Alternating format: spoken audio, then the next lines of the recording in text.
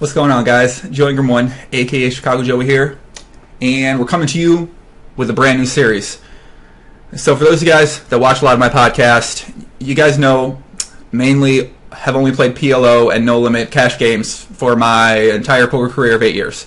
And a lot of times when we talk about, the tournament world on podcasts or tournament players, we don't know much about them. We've had a couple tournament player guests on, but for the most part, it's a pretty mysterious world.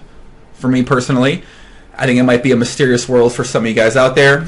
I know that I have a lot of tournament players who do enjoy watching my podcast, and I kind of wanted to, give those guys something that, they can really enjoy, that focuses on the game that they play, and also it might be a good way for me to learn more about the tournament world, who some of these guys are, how they all work. I mean, who the fuck knows what we're actually going to learn, but I thought this would be fun, and I thought it'd be kind of a, something cool that some people can enjoy that might be out there, and, they might casually follow along with the events or who's doing well or who's having a good series. So this will be something, we're going to take a look at the events, take a look at the players, who's winning, who's doing well. I'm going to be out there in Vegas probably in like a week, so I'm going to be filming a lot of WSOP lifestyle type stuff. I'll be hanging out with a lot of players. I'm going to be meeting as many people from the PLO world as I can. I've already got a bunch of people hit me up on Skype, on Twitter, on Facebook, say, hey, when are you getting here? Let's hang out. So I'm pretty excited to do that. I'll be doing a lot of filming. I'm going to be doing I might be coming unretired do a little raging with some certain group of people out there in Vegas. Obviously, I'm going to try to meet as many people I can that are fans of the podcast, that are out there, that are either playing or just enjoying themselves, having a good time. Like I said, I've gotten a ton of messages from just fans who said, hey, let's meet up, let's get a drink, let's go out, let's go raging, let's go big girl grind. And I gotta tell you guys, a lot of you guys have a really bad misconception of what the big girl grind actually is. And I'm going to show you guys what the big girl grind is in person. Wait, then I might actually owe some people money. Whatever. Alright, let's get into this. So this first episode, guys, I'm not sure how long these are going to be. I'm going to try to do them 1, 2, or 3 times a week. I'm also...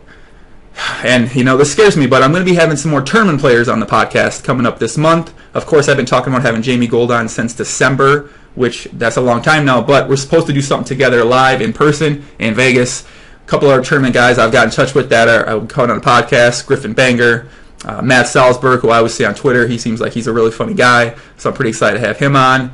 And I guess we'll see who else comes on. I think what's going to happen is a lot of times... from what I've seen so far, a lot of times you meet a person or you see a person in real life. You say, "What's up, man?" You give them that shit. "What's up, man? Hey, what's your name?" "Oh, yeah, I know you. Yeah, woo, woo, woo, whatever." And then you guys start having a couple drinks. Maybe then another friend's like, "Hey, why don't you have him on a podcast?" "Yeah, man, let's do a podcast together." And then before you know it, you guys are sitting down drunk. You're doing a fucking podcast together. So I'm sure we're gonna get a lot of random things like that happening. It's a long series, and I'm excited to happen. So let's get into this episode. We're going to be taking a look at the 25K Fantasy League. For those of you guys that don't know, it's a $25,000 buy-in. Works like anything fantasy related if you've ever played that.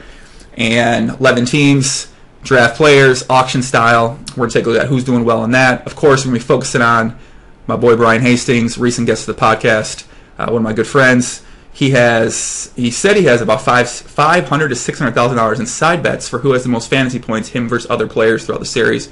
So we're going to be taking a look at that. We're going to be keeping track of that as well. I got a little players to watch list because I think everyone needs their own players to watch list. So we're going to take a look at the guys I got on that list. We're going to be keeping an eye out on them throughout the entire summer, man. It'll be cool. It'll be fun. Let's get into this. All right, guys. Before we get into the events, got a few quick topics I want to talk a little bit about. First one is the actual updates that are being provided by WSOP.com this year. Previous year's Poker News was responsible for the updates. I guess they cut ties, want to save money on WSOP's end. So now WSOP's doing the updates. I've read a little bit on 2+2. It seems like a couple of comments I've read, like the updates are shit, they suck. From my perspective, the updates seem fine to me, but I'm actually curious what you guys think out there. What could they be doing better? Like, what's the issue? I don't know. I mean, I don't really know exactly. I guess the only way I would think is, what makes for a good update? Like, what do people want? Well, I guess they want probably accurate updates. They want fast updates at final tables, or they want I guess I know every hand updated. Like what do they want? The big names updated, like that. I'm not quite sure what people expect to see in this area. So, yeah, I mean, from my perspective, they seem like they're doing well, but very curious what you guys think about that. The other big story so far is the Colossus event, $565 buy-in tournament. I believe it got over, I think it was like between something like 24,000 entrants, which, I mean, 22.3 thousand entrants. So 22,374 entrants. They had 4-day ones. That's fucking incredible. But people on Twitter, they were upset. They were like, oh my god, why does that first place is only 600,000? Oh my god! And it was everyone was crying. And then later today, so I'm on Twitch or I'm on Facebook and I'm getting messages from random people like, can you believe this? Can you believe the travesty here in the Colossus? And I mean, I think it's hilarious. Like, you got these name pros on Twitter that start, they're crying about it. They're like, what, travesty. And then you got Reggie sitting at home, an aspiring World Series poker main event winner who works at the gas station and plays home games with his friends. So then Gary's sitting there, and Gary's like, Reggie, yes, I can't. You see this? The Colossus. And then Gary's posting on 2+2. He's like, what the fuck is this? So it's like a chain reaction sort of thing. Like, these people get upset, everyone else follows them, and then here we are. Everyone's pissed off. Everyone's got upset about it. But I think from my perspective, I mean, obviously I'm not a professional tournament player, so maybe like these types of things really matter. But I think a flatter payout structure, especially in an event like this, it seems cool, because you got a couple thousand people cashing now. And obviously what happens in that situation is, there's a guy who comes out to the World Series of Poker and he plays in the Colossus. Let's say he min cashes. Let's say he only makes $500,000. He doesn't make much money. But when that guy goes back home, now he's gonna talk about this with his friends. He's got a weekly home game. He tells I guess Gary, another Gary guy, Gary, cash in the Colossus. Gary's is like, well, fuck that. Gary wants to go play the Colossus. Gary's saying to himself, well, this guy fucking sucks. If he can make $1,000, I win the Colossus. So then he wants to go play next year. And obviously, the more people that cash, the more people that are going to leave the tournament with, I guess, a more positive note, as you guys know, which I'm sure you guys out there, probably losing gamblers, losing poker players. That's fine. Keep working hard. Keep working on your game. Keep at it. You can beat a winning poker player if you put in the time. But as of right now, a lot of you guys aren't. And what happens is you don't really remember the $1,500 WSOP event you busted out in, but you always remember that time you won, even if you only made a couple $100. And obviously, cashing an event like this is going to incentivize you to want to come back in the future and try out more events. I love the event. Turnout was great, and obviously the Millionaire Maker, a similar event coming up. That's the next going to be big one. So I'm excited to see what happens with that. And yeah, overall, I think the uproar about it was more funny than anything. I mean, that's another thing. The tournament players are interesting people because, so in my attempt to get into the tournament player mindset, I started following some more tournament players on Twitter while they give updates to WSOP, and like they just seem like the happiest fucking people ever. I mean, these guys seem so cheerful, happy, positive, fun. Like, they seem like they'd be a blast to be around most of the time. So I really do. They really seem like fucking really, Another thing going on in Vegas right now, guys, over at the Aria, they got the WPT500 event. Shout out to Adam Altweiss, by the way, friend of the podcast. They have, so it works like a $500 buy-in, $2 million guaranteed prize pool, which, so I read this just right now again, and I was thinking about the Colossus, which was like, $10 million plus or something like that. So I saw $2 million. I'm like, oh, that's shit. But $2 million for a $500 buy-in, that's a sick guarantee. So what they're doing is, it seems like a new idea. I've never really seen this idea. Looks like they're doing 3-day ones one weekend, 3-day ones the next weekend, and then 3-day ones the next weekend. So 9-day ones So if you can potentially play day 1 on May 31st, and then you potentially play day 2 on July 2nd. I mean, interesting idea. But I think with that, they then maximize, obviously doing on Friday, Saturday, Sundays, or it's actually Saturday, Sunday, Monday, Tuesday. So Sunday, Monday, Tuesday, Saturday, Sunday, Monday. Huh.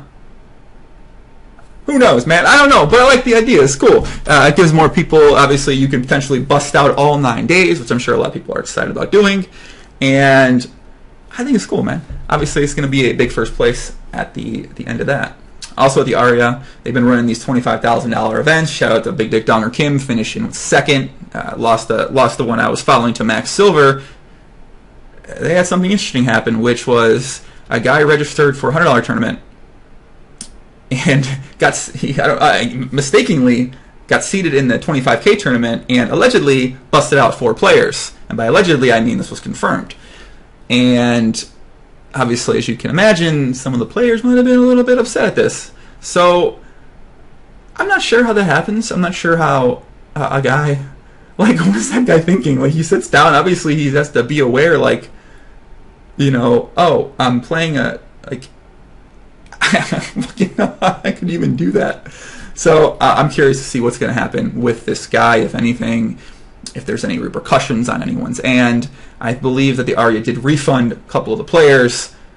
I think it was, I read, last time I read it was between $6,000 and $8,000, which, you know, good on them.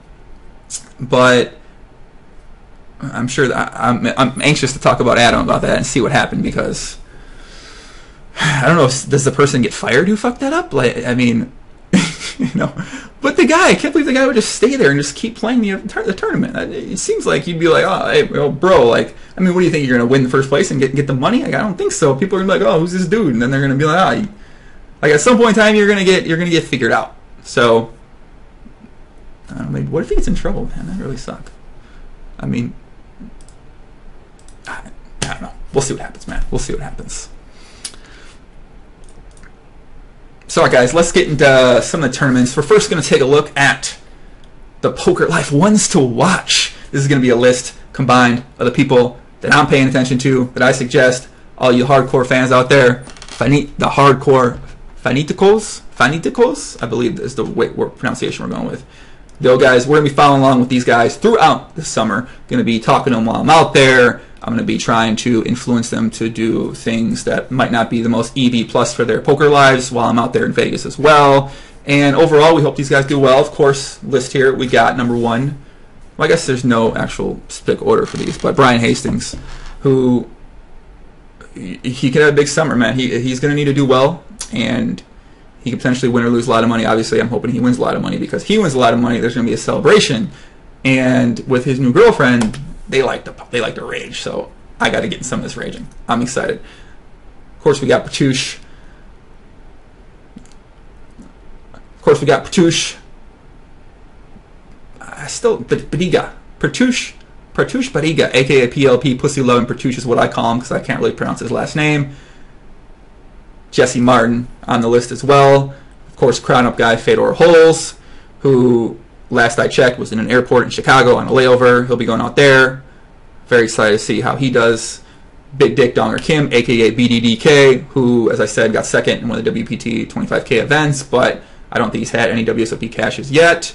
And we got my boy Jason Moe on the list too, who, if you guys are on Twitter, which, I mean, if you're not on Twitter, Twitter is just like such a great place to like follow along with the happenings in poker. If you're not on Twitter, you got to get Twitter. But it also is pretty time-consuming in that you end up wasting a lot of time, pretty much like any sort of app or social media that really exists. So, but yeah, JMO recently spotted flying in the coach section, which for you guys that are, you know, that I guess pay attention to him, he allegedly only flies first class, but was spotted flying back in coach. So I'm not sure. I don't know. I really want to find out more about that as well. Of course, we got Jay Kuhn, one of the podcast favorites, and we got Greg Merson, who went deep right away in an event. So we're going to take a look now at the 25K fantasy. So this is the big fantasy board. I love this idea. Basically, 11 guys get together. This year was 11 guys. put up $25,000 a piece. Leaderboard up to date so far is Team Matt Waxman is in first. They had John Raciner, who scored a lot of points in the Colossus. The Colossus point system is kind of interesting. So all the guys, there are a couple guys went really deep in the Colossus, and they got a huge payday. And Robert Mizraki, so he won event number 3, and he only gets. So I was kind of before I was thinking about how I wanted to do this, I was going to do the events first and then show the fantasy after. But I kind of just wanted to show the fantasy first. So like some of the results are spoiled, but I imagine like no one's going to get that upset about it. But and then so Mizraki won event 3, the PLO Omaha 8. He gets 59 points. Raciner goes deep in the Colossus. He finishes in 54th place. He gets 101 points. So I don't know what to think about that. But Ishmael Bojang, who I literally have never heard of in my life, but he finished 3rd in the $10,000 to 7. So he looks like a cool guy to me. I like his hair. He's rocking a Skrill hoodie. Yo, shout out to fucking Skrill, by the way, man. I got a lot of love for Skrill, man. Skrill. Shout out to Skrill. Shout out to Skrill VIP. They're playing great. Eugene Cashelaw, Brian Rast, Matt Glantz, Eric Seidel, and the big black dick lover, Brandon Shaq Harris. For you guys that don't know what that means, hit him up. Ask him about it. I actually have a piece, a Team Run It Up. Shout out to Team Run It Up. Shout out to Donnie Peters. Shout out to Jason Somerville. Shout out to Remco. For you guys that need some more content throughout the World Series, they're doing the podcast on PokerNews.com. The Poker News Podcast, 3 times a week from the Rio. And if you need something more to consume, check it out, man. So Donnie drafted our team, and when they were talking about the team on the live stream, I got hyped up. I was like, "Fuck, we got the squad, man. We the shit." But obviously, we're not going to be results oriented. After a couple events, we're not doing that well. We got Shannon Shore, Bart Hansen. Shout out to Bart, Dominique Nish. I think I say his name right. Shout out to Dominique, man. Shout out to Dominique. I hope he does well. Phil Hellmuth, George Danzer, Chris George, CG. What's up, CG? CG challenged me to a one-on-one basketball game in Vegas. I just want to let you know, CG, I'm going to give you that work. I'm going to fuck you up, but in a very friendly sort of way, of course. And then we got Adam Friedman, who... Richard Ashby, Adam Friedman. That's our squad. But we're underperforming. We're not doing well. But George Dander is deep in the heads-up event. So, honestly, if you told me 3 years ago I'd be rooting for George Danzer at something when we were playing a lot of PLO online together, I would have said, not going to be able to do it. But now, obviously, he doesn't play online PLO anymore. I'm going to root for him. Let's do well, my friend. All right, let's get into the events, guys. We spent enough time on this. Event number 1, Casinos event, $565 buy-in. I was thinking to myself, do the guys that win this event quit? Do they quit playing? What happens? Do they win? But then I realized that first place is only $75K. So I was thinking about, do I want to show hands during this? Is there like any hands I want to feature? And I kind of do, but at the same time, I'm going to save some PLO hands because I don't really read the updates, and I'm sure there's interesting hands happening inside. But I know one specific hand I happened to just watch was the Brandon was heads up with Greg Seiden, Brandon Barnett, Greg Seiden. They were heads up, and this was about as exciting as a two-story hand can get, I believe. So Brandon raced 10-8 of diamonds. Greg decided to be tricky. Slow play as kings. Flop ace XX, 3 diamonds. Obviously king, no diamond, not a strong hand that flop. 10-8 bets. Kings decided all in. And now I was actually thinking Greg Seiden was a tournament player because as a PLO player, because in PLO we know a backdoor quad draw. You need a backdoor quad draw at all times. And normally I don't advocate playing your backdoor quad draws that aggressive, but I can definitely understand his logic. He's got king, the board's ace high. You can't fold after you call. Anytime you slow play a hand like king, you pretty much got to put it all in no matter what the flop is. He decided to put all in this time. Fortunately, he ran into the top of his range of his opponent, but he had a backdoor full house draw as well. Turn, river, made him a full house. He stayed alive, but unfortunately, he finished in second to Brandon Barnett, who finished in first.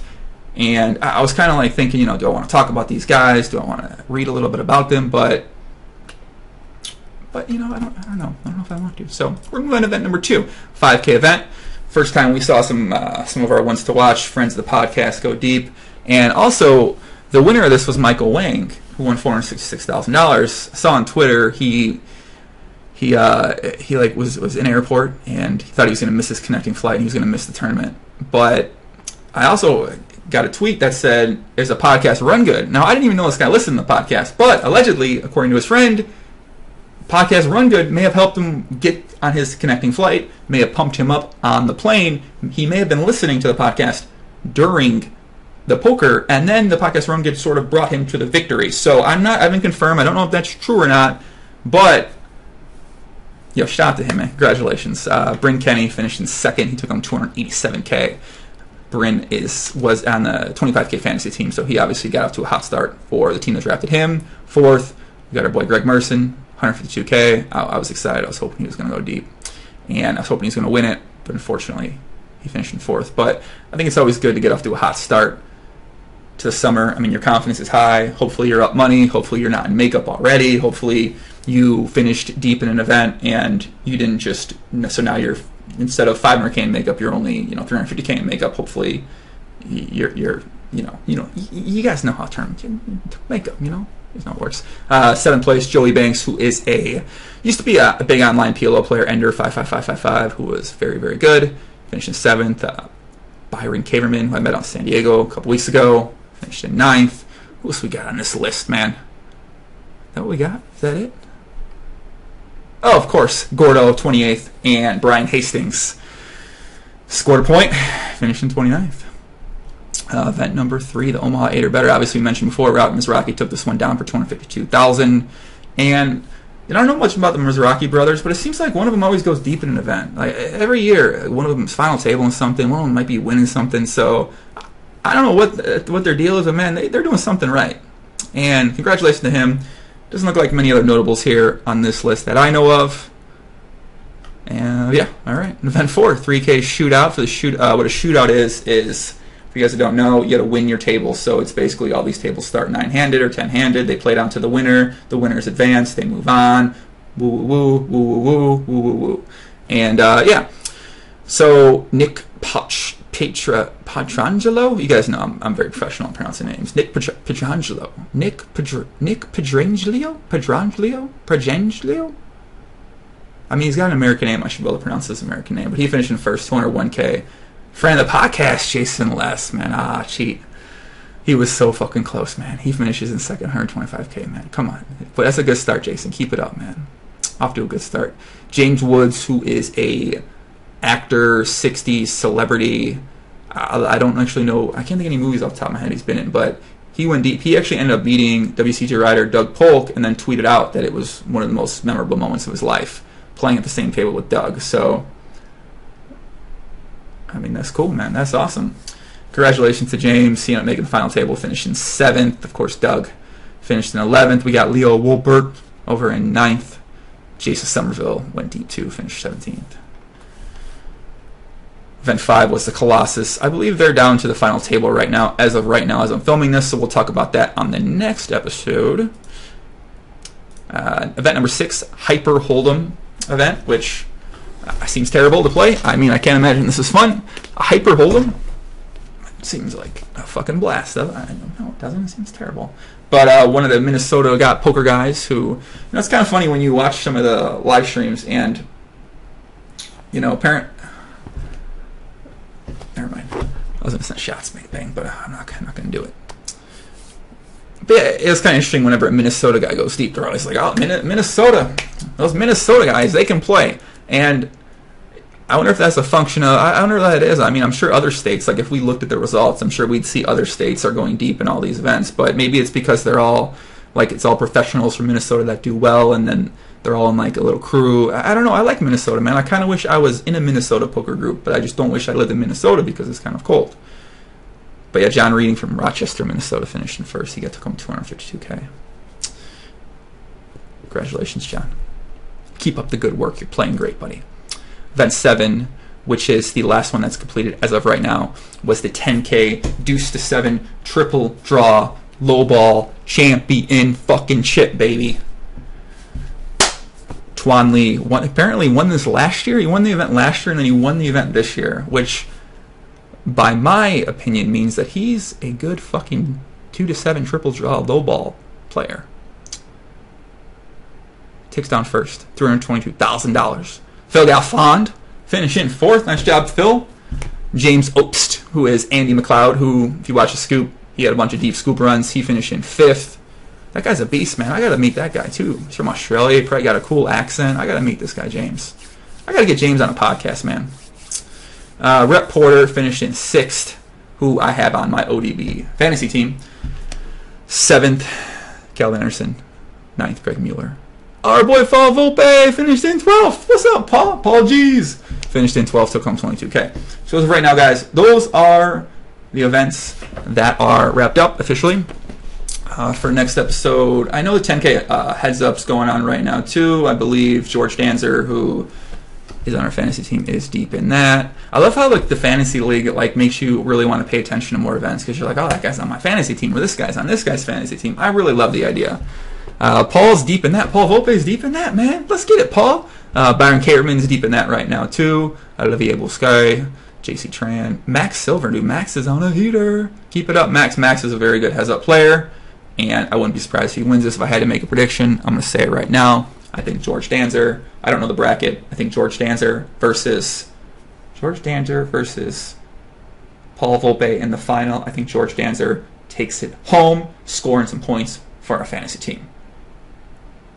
Although I want Paul to win, but you guys know how it goes. But yeah, let me take a look at my list. I prepared this very up to date list for today. Want to give a shout out to Kev Math, who, if you guys don't follow on Twitter, he's got the answer to every question. Although I was wondering today, does he have the answer to every question, or does he only answer questions that he has the answer to? So when you see him answer questions, you're like, oh, this Kev Math's a real fucking genius. But in reality, he's just not answering some questions. Therefore, to make himself look like a genius, therefore people keep asking him questions. I don't know. I'm curious to find out. I was going to get Kev Math. I want to get a little soundbite with Kev Math on this episode, but I took like a few days, so I'm going to try to get some updates from Kev Math on the next episode. I feel like I just want to know what he knows. I just want to hear inside the mind of Kev Math. I just want to get inside the mind of Kev Math. I want to, like, how does he operate? Like, I want to spend like a week with Kev Math just doing Kev Math type things. I feel like it'd make me like a smarter person, just like a little robot, like a little, I don't know, man. He's like a cyborg, man. Some other things I'm looking forward to this summer are, we got EDC coming up, Music Festival in Las Vegas for you guys that are going to that. I'm going to do some sort of a meetup. I know a lot of people have been like, are you going to do a podcast meetup at the EDC? I'm going to be doing one there. I'm probably going to do a podcast meetup outside of that as well during the World Series. Like I said, I want to try to meet up with as many people as I can. I want to try to meet as many people as I can. I know a lot of people, spend hours watching the podcast and they're going to be out there. I want to meet everybody, man. I want to see who's watching my shit. There's 100 million minutes of my stuff being watched. I want to meet the people who are watching my face and hearing my voice for this long. I mean, do you like my voice? Do you hate my voice? At this point in time, I feel like people whose podcast I've watched hours of, I love their voice. I really want to meet them. So I think it'll be cool. I'm really excited for that. And there's a GPI. So GPI is sort of the sponsor of the player. I'm not quite sure exactly what their involvement is with things this year, but they're doing a party on July 3rd at Dre's, so I'm pumped up about that. GPI put on a real great production in LA for the Poker Awards. The party was super dope. Everyone was dressed up. Everyone was looking good. Obviously now at Dre's, I think for that we should do like a little scavenger hunt. I think we're going to do like a World Series of Poker scavenger hunt. If anyone's up for a World Series of Poker scavenger hunt with me, let me know. We can maybe choose 25 different things, put a team together. We got to go on the scavenger hunt. I just got some fun ideas in my head. I got a couple. I was talking to one of my buddies. He gave me some ideas for some things we can look forward to, or we can try, or whatever. And yeah, I think that's it. I think I got much else, guys. I'm gonna try. I guess I'm gonna try to do a couple of these episodes a week. Not sure how long they're gonna be. Might have some guests on throughout them. Still be doing the official Poker Life podcast. I might do a high stakes PLO episode, recapping the action from last week, or last month rather. There was a lot of cash games that went on. Yeah, I mean, I could edit this part out as I'm looking over my ideas and looking over more notes, but editing's challenging, guys. I'm really envious of those people that have these professional editors, because my experience editing video is like click, copy, cut, paste, and like I'm sure there's pros out there who are like, it's like the equivalent of me playing like PLO. I've had so many hours doing it, but video editing I have maybe 5 hours, 6 hours, 7 hours lifetime doing it. So yeah, I'm trying to get better at that. I'm trying to learn. But yeah, guys, that's it. Be on the update. Follow on Twitter at Junior1. Follow KevMath on Twitter at KevMath. I mean, you can never go wrong following KevMath on Twitter. Like I said, if you guys want some other content throughout the series, check out Poker News Podcast. And yeah, man, that's it. Thanks for watching. Much love. Papi, hola cola moza, mamacita, lo cola, bola, lo cola, me say.